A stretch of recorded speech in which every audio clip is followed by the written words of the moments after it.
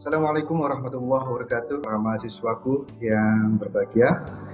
Pada sesi pertama ini, saya akan memberikan kata pengantar selama 10 menit mengenai filsafat ilmu. Apa itu filsafat ilmu? Teman-teman sekalian, filsafat adalah berasal dari kata Yunani kuno, yaitu philos dan sophia. Philos artinya cinta, ya. Philos artinya cinta, sedangkan sophia, ya, sophos ini adalah kebijaksanaan. Jadi kalau Anda ditanya misalnya, apa itu filsafat? Sebetulnya kata itu merujuk pada arti kata philos dan sophia. Nah, para filosof itu ada di mana-mana, teman-teman. Ada di berbagai kebudayaan, bukan hanya di Yunani, bukan hanya di Barat, tapi juga ada Cina, di India, bahkan di Indonesia, di Nusantara sendiri, itu juga banyak para filosof. Tapi kadang-kala mereka tidak disebut sebagai filosof. Nah, pertama-tama data atau sejarah para filosof yang tertulis itu ditemukan di Yunani. Makanya para akademisi, ahli filsafat, itu mengatakan bahwa filsafat itu lahirnya di Yunani, padahal tidak. Meskipun demikian, penting kita mempelajari filsafat, bagaimana filsafat itu berkembang di Yunani. Jadi para filosof di Yunani, itu mereka adalah orang-orang yang mencintai kebijaksanaan.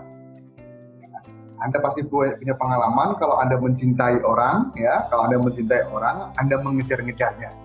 Anda mencarinya di mana dia berada. Karena itu, philos itu sama dengan mencari. Dari filsafat berarti kita sedang mencari atau mengejar kebijaksanaan.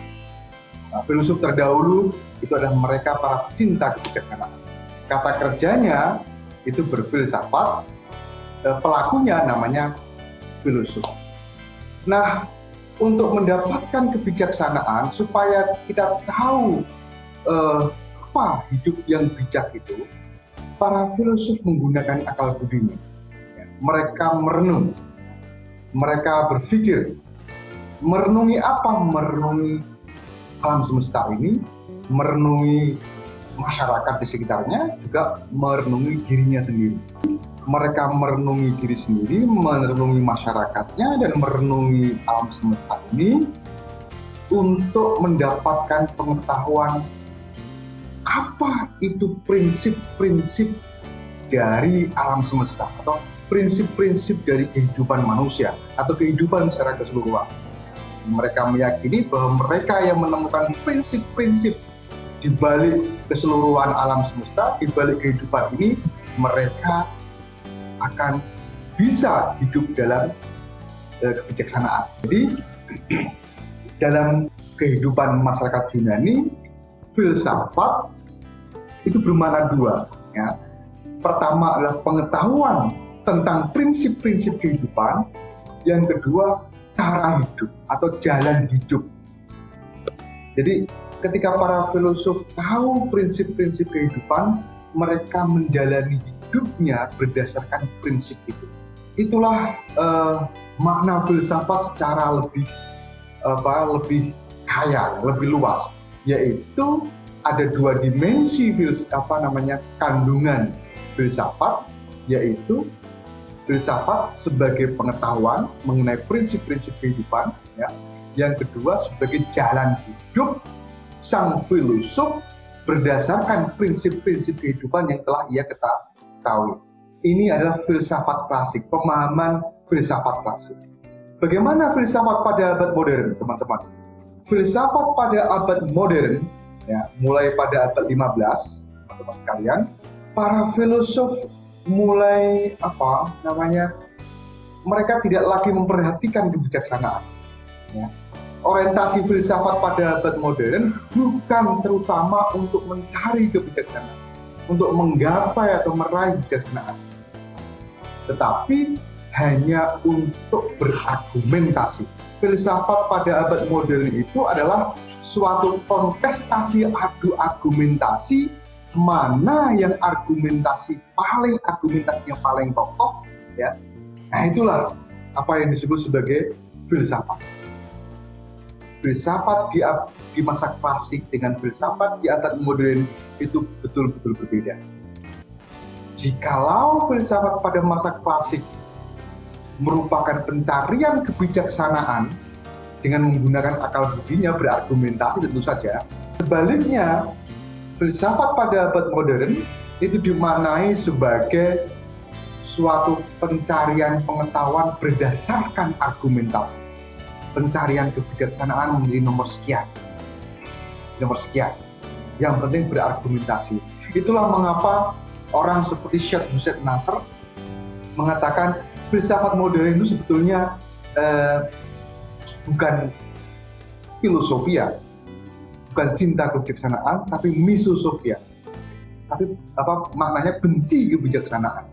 Ini kritik dari Syekh Hussein Nasr mengenai kondisi filsafat pada abad modern hingga sekarang. Nah, saya sebagai pengajar filsafat, saya menyampaikan ini juga bagian dari filsafat. Kita perlu memaknai filsafat secara baru, yaitu mengkombinasikan antara pemahaman filsafat klasik dengan pemahaman filsafat modern, yaitu bahwa filsafat adalah suatu pencarian terhadap pengetahuan yang benar, yang layak kita pegangi, dan juga pencarian terhadap jalan hidup yang layak kita titi di dunia fana ini.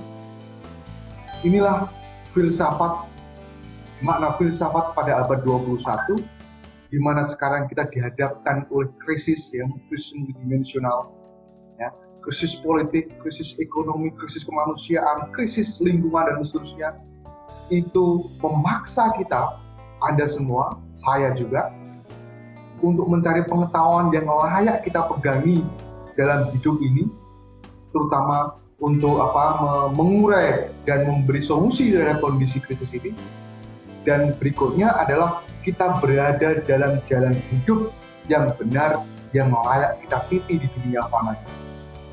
Inilah makna filsafat pada abad 21. Tentu saja argumentasi tetap kita pakai. Kita harus punya argumentasi yang kuat, argumentasi yang kokoh untuk mempertahankan pengetahuan yang benar tentang dunia ini, dan juga untuk mempertahankan jalan hidup yang kita titi di dunia ini. Argumentasi penting, karena Anda adalah intelektual, Anda adalah calon ilmuwan. Itu mana filsafat. Berikutnya, filsafat ilmu. Ya. Filsafat ilmu berarti perenungan kita mengenai ilmu, mengenai aktivitas ilmiah. Nah, filsafat ketika memahami ilmu, ya, ketika memahami sains, itu memiliki 3 pokok bahasan. Pertama adalah ontologi ilmu, yang kedua epistemologi ilmu, yang ketiga aksiologi ilmu. Jadi ada 3 cabang pembahasan filsafat. Yang pertama ontologi, yang kedua epistemologi, ya, yang ketiga aksiologi. Ketika kita mengkaji ilmu, kita pertama bicara mengenai ontologi ilmu. Ontologi ilmu adalah teori tentang realitas. Apa itu realitas itu? Itu nanti akan kita bicarakan. Apa itu realitas yang dikaji oleh ilmu? Yang kedua epistemologi. Epistemologi ini singkatnya, mudahnya adalah teori tentang pengetahuan. Filsafat membahas bagaimana kita bisa tahu realitas. Nah, yang ketiga aksiologi, dia membahas tentang nilai dari pengetahuan kita mengenai realitas, atau kegunaan dari pengetahuan kita mengenai realitas. Jadi teman-teman sekalian, dalam 1 semester ke depan, saya akan mengurai 3 pokok pembahasan filsafat ilmu ini. Jadi ontologi ilmu, epistemologi ilmu, dan aksiologi ilmu. Ini pengantar pada sesi kali ini. Anda selain bisa mendengarkan saya lewat video rekaman ini, silahkan membaca modul yang saya berikan dan juga membaca bahan PowerPoint yang sudah saya kirimkan lewat di kampus. Demikian, saya akhiri. Assalamualaikum warahmatullahi wabarakatuh.